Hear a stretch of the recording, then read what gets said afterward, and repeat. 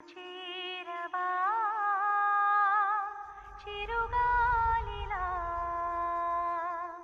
పలుకాడవా కలలే కన్నా నీ కోసం వరమై రావా నా కోసం అమ్మావు వెలుగై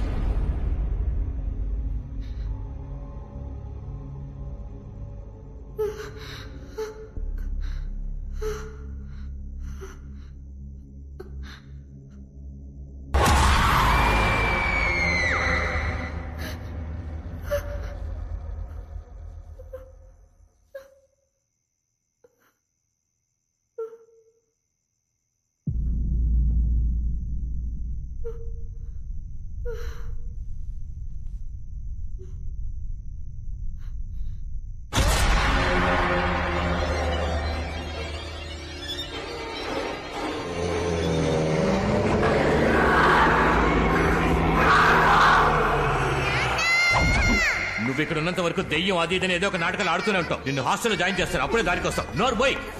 అక్క నేను నిర్ణయం తీసుకుంటా, లోపలికి పిల్లరా నా మాట వినరా. హాస్టల్ అది వద్దురా, పిల్ల మనతోనే ఉండలేరా. అక్కడ కూడా ఏవో నాటకాలు ఆడేవని తెలిసిందో హాలిడేస్ కూడా ఇంటికి రానివ్వను.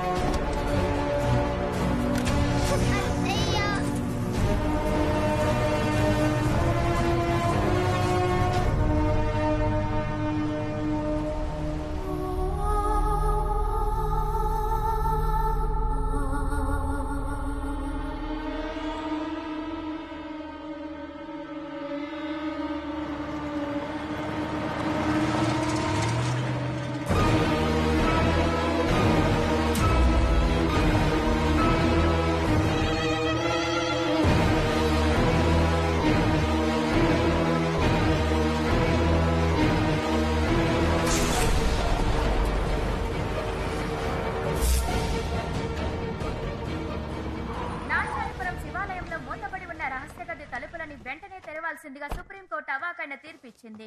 ఎన్నో ఏళ్లుగా జరుగుతున్న ఈ కేసులో జమీందార్ రాజశేఖర్ కు ప్రతికూలంగా ఆ గ్రామ ప్రజలకు అనుకూలంగా తీర్పు వచ్చినందుకు గ్రామస్తులందరూ సంబరం చేసుకుంటున్నారు. 22 ఏళ్లకు మునుపు జమీందార్ రాజశేఖర్ తాళం వేసి ఉంచిన గర్భగుడిలోని రహస్య గది తాళాలను వెంటనే నాంచారపురం జిల్లా కలెక్టర్ కు అందజేయవలసిందిగా కోర్టు తమ తీర్పులో పేర్కొంది.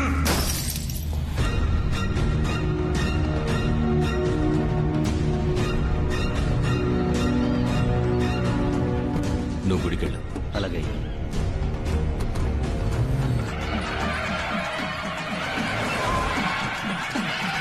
నమస్కారం అయ్యా. రండి కలెక్టర్ గారు. నమస్కారం సార్. నమస్కారం. నమస్కారం. మొత్తానికి సుప్రీంకోర్టు వరకు వెళ్లి రహస్య గది తలుపు తెరవడానికి పర్మిషన్ తీసుకున్నారు. ఏం చేయమంటారయ్యా? 25 ఏళ్లుగా జమీందారు గారు గదిని తెరవనివ్వలేదే. ఊరు పంచాయతీ కింద కోర్టు చెప్పింది విన్నందువల్ల సుప్రీంకోర్టు వరకు వెళ్ళక తప్పలేదు. సరే రండి తలుపు తెరుద్దాం. ఆగండి, సుబ్రహ్మణ్యపురం వాళ్ళు రావాలి కదా. సుబ్రహ్మణ్యపురం వాళ్ళ వాళ్ళే ఆ సుబ్రహ్మణ్యేశ్వరుని ఇరవేల్పుగా కొలుస్తారు. వాళ్ళ వంశం వాళ్ళే ఈ గుడిని కట్టారు. వచ్చే శుక్రవారం దీపం కదా, అందుకే ఇక్కడికి వస్తున్నారు. ఏం దీపం? మీరు ఊరు కొత్త కదా, తెలియదులేండి. ప్రతి ఏడాది ఈ శివాలయం నుండి కాగడా తీసుకెళ్లి కొండ మీద అమ్మవారికి మహాదీపం వెలిగిస్తారు. ఆ జ్యోతి వెలుగులోనే సుబ్రహ్మణ్యుడు తల్లిదండ్రుల్ని కొలుస్తాడని శాస్త్రం చెబుతోంది. సంప్రదాయంగా సుబ్రహ్మణ్యపురం వాళ్ళు కాగడా తీసుకోవడం కోసం ఈ గుడికి వస్తున్నారు. సరిగ్గా ఈ రోజు వాళ్ళు వచ్చే సమయానికి మనకి కోర్టు తీర్పు వచ్చేసింది కదా. ఆ ఊరు స్వామీజీ ముందే గది తలుపులు తెరవాలని ఊరు జనం ఆశపడుతున్నారు.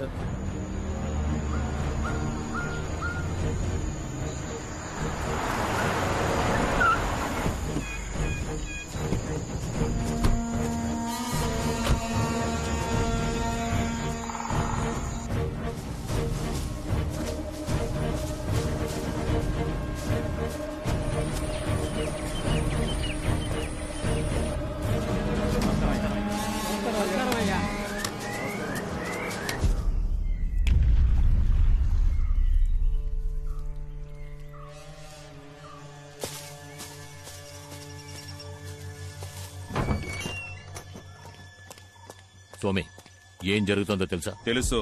బుద్ధి లేని జనాలు తాళం వేసిన రూమ్ లో కోట్లు విలువ చేసే నగలు బంగారం ఉన్నాయనుకుని కేసుని ఇలా చేసి పారేశారు. అందులో ఉన్నది మట్టిగడ్డే. అందులో ఉన్నది ఏం స్వామి, అది అంతమై ఉంటుందిగా. దాన్ని అంతం చేయడం వదిలేయడం ఆ దేవుడి చేతుల్లో ఉంది. ఏమంటున్నారు? నేను చెప్పింది అర్థం కాలా? చేసిన దానికి శిక్ష తప్పదు అంటున్నా. నిన్ను సమర్థించి నేను తప్పు చేశాను. 22 సంవత్సరాలయ్యాయి. ఇప్పుడు ఎవరికేం తెలుసు? నాకంటే శక్తివంతుడు ఆ సుబ్రహ్మణ్యపురం స్వామీజీ. అతనక్కడ కాలు మోపగానే జరిగింది మొత్తం తెలిసిపోతుంది. నా ముందు నుంచకు పో.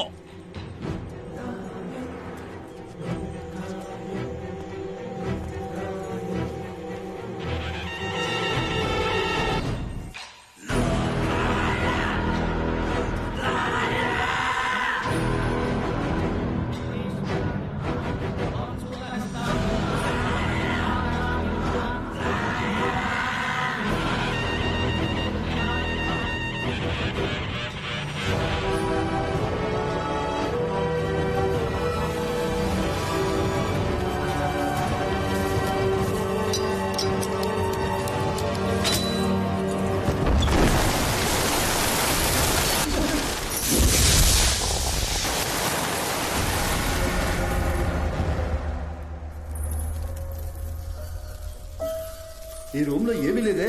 ఎందుకు జమీందారు ఇన్నాళ్ళు తాళం వేసి ఉంచారు? ఏమయ్యా, ఈ ఖాళీ రూమ్ కోసమా ప్రజలు కేసు పెట్టి సుప్రీంకోర్టు వరకు వెళ్లారు? చెప్పు. అయ్యా, మంచి వార్తే. మనం భయపడినట్టుగా రూమ్లో ఏమీ లేదు.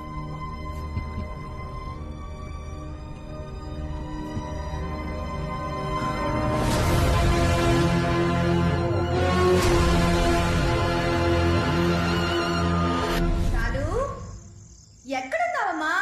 షాలు, షాలు, షాలు. పిన్ని, ఏంటి? షాలు ఎక్కడైనా మీకు కనిపించిందా? నా మొగుడు ఎక్కడా అని నేనే వెతకలేక చేస్తుంటే నువ్వొకటివి. షాలు.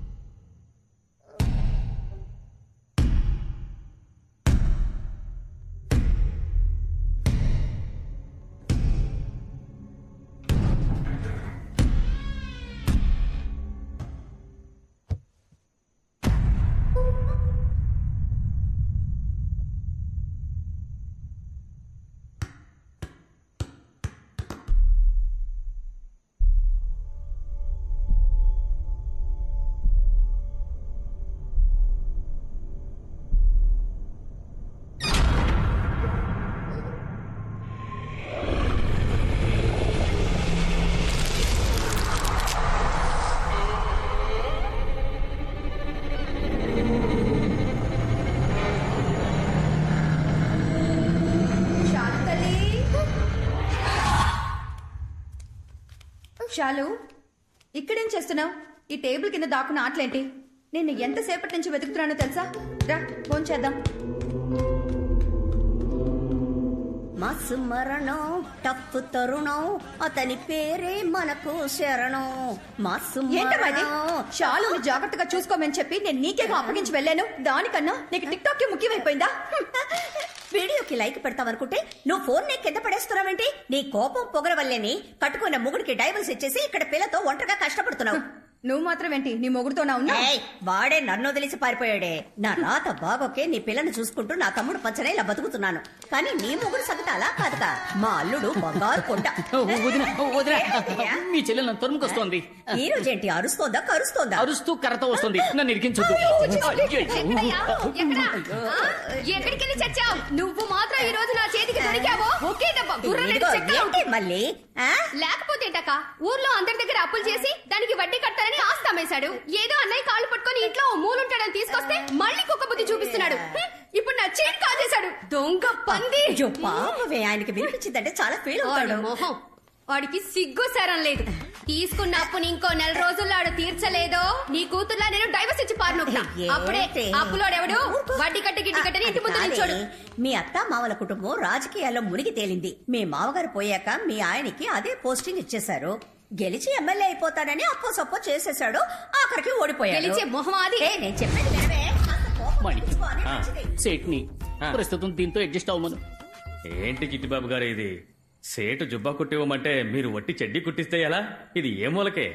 మీరు మాత్రం ఇంకో వారంలో ఫుల్ అమౌంట్ సెటిల్ చేయకపోతే సేటు మీ జమీందారు బావగారి మీద కేసు పెడతానంటున్నాడు. ఆయన మీద?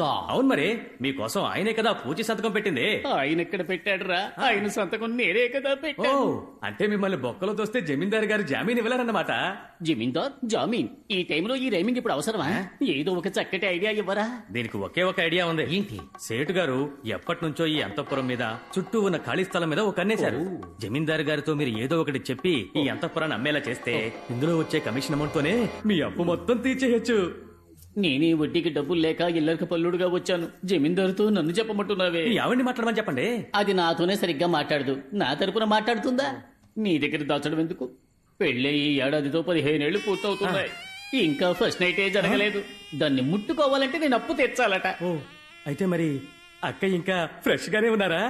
చాలు, నువ్వు రాను రాను బాగా అల్లరి చేస్తున్నావు. తినకుండా మానేయడానికి ఏదో ఒక రీజన్ చెప్తూనే ఉన్నావు. ఏమీ లేని ఇంట్లో దెయ్యం ఉంది భూత ఉందని డ్రామాలు ఆడడం స్టాప్ చేయి. లేదంటే నేను హాస్టల్ కి పంపించేస్తాను. ఐడియా. అంతఃపురంలో ఓ ఆత్మ తిరుగుతోందని మనమే పుకారు పుట్టిస్తే అందరూ వెళ్ళిపోతారు. అంతఃపురాన్నప్పుడు ఈజీగా అమ్మేయచ్చుగా. మరి దెయ్యాన్ని ఎలా రప్పిస్తారు? వాణిక్యం, నీ సెల్ ఫోన్ లో నువ్వు సెల్ఫీ తీసుకున్నప్పుడు నీ మొహాన్ని ఎప్పుడు చూసుకోలేదా? ప్లీజ్ నా కోసం నేను చెప్పినప్పుడు దెయ్యం వేషం వేసుకో. నా ప్రాబ్లమ్స్ అన్ని సాల్వ్ అయిపోతాయి. అయ్యయ్యో, కొత్త ప్రాబ్లం వచ్చింది. నువ్వు వెళ్ళిపో. నేను వెళ్ళిపోతా.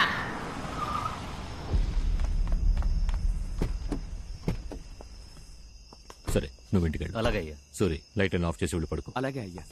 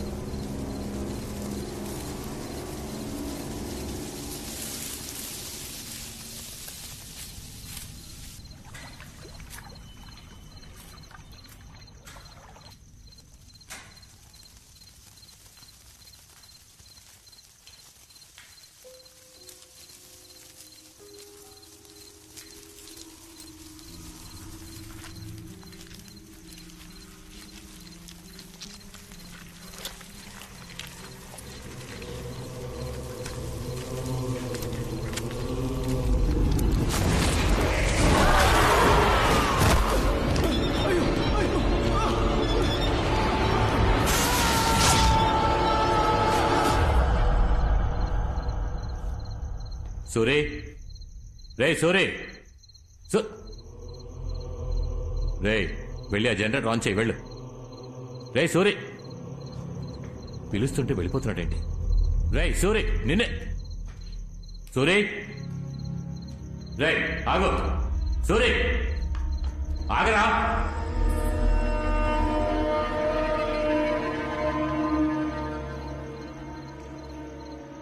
సూరి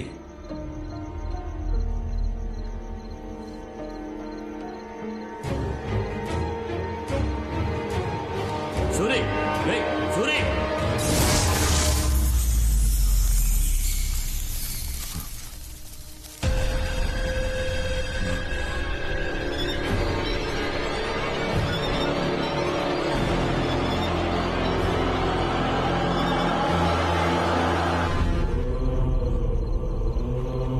సూరి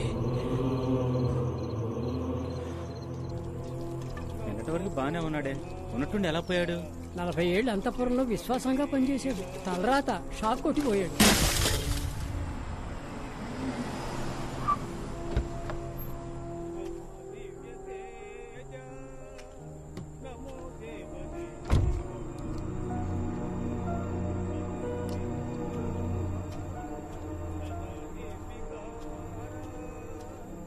రే ఇక్కడికి దాన్ని ఎవరు రమ్మన్నారు? అదే కదా రమ్మని ఎవరన్నారు రా? Hello sir. నువ్వేనా రమ్మన్నది? సార్ కాలు తడబడిందని ముందుకు వచ్చాను సార్, అంతలోనే కొట్టేశారు. రేయ్, ఆయన కాబట్టి ఒక్కదాంతో వదిలేశారు. నేనైతే కాల్ చేసి పిలిచిన వాడిని గొంతు నిలిమి చంపేశావా? కాల్ చేసి పిలిచింది వీడే. ఏది చంపు చూద్దాం. ఎవరదే?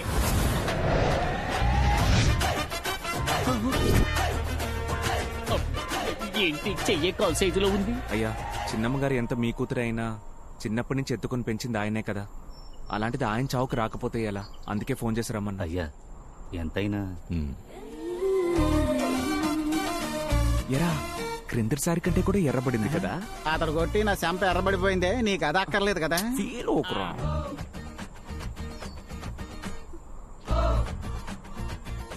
తను ఏడ్చేటప్పుడు కూడా అందంగా ఉందిరా. నిన్ను పెళ్లి చేసుకున్నా కూడా జీవితం మొత్తం ఏడుపు మొహం పెట్టుద్ది, అప్పుడు ఆనందించు. లేకపోతే ఏంట్రా, 15 సంవత్సరాలుగా ఊరుకొచ్చిన ప్రతిసారి తన వెంట పడుతూనే ఉన్నావు. ఎలాంటి ప్రయోజనం లేదు. ఈసారైనా నీ మనసులో ఉన్న దాచకుండా అమ్మాయితో చెప్పు. బామ్మర్ది, ఆ డ్రైవర్ చనిపోవడం వల్ల అంతఃపురంలోని మీటర్ కాలిపోయింది. ఆ అంతఃపురంలోని మొత్తం వైరింగ్ వర్క్ అంతా ఆ బిల్డింగ్ లోనే ఉండి నేను చేయబోతున్నాను. ఆ టైంలో నేను నా లవ్ చెప్పేస్తాంట. నువ్వు కూడా వర్క్ రావచ్చు కదా. రై, ఊరంతా ఏకమై నేను దొంగను కోడై కూసినా దిగులు పడలేదురా. కానీ నన్ను పనిలోకి పిలిచావే, అదే ఇన్సల్ట్ గా ఉందిరా. ఛా!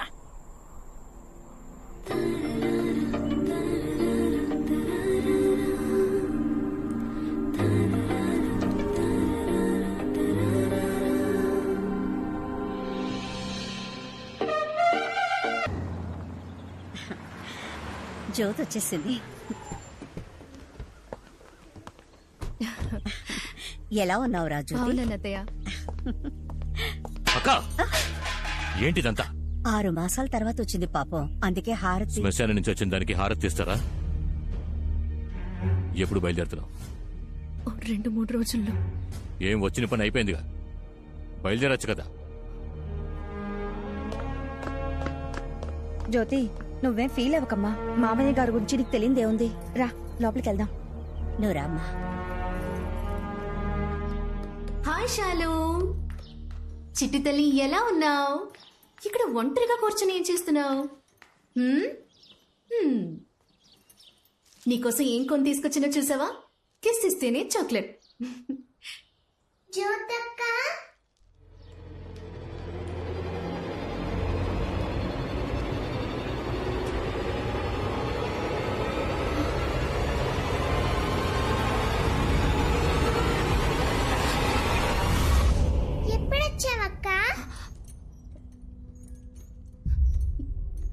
ఇప్పుడే వచ్చాను. ఇదిగో తీసుకో. Thank you.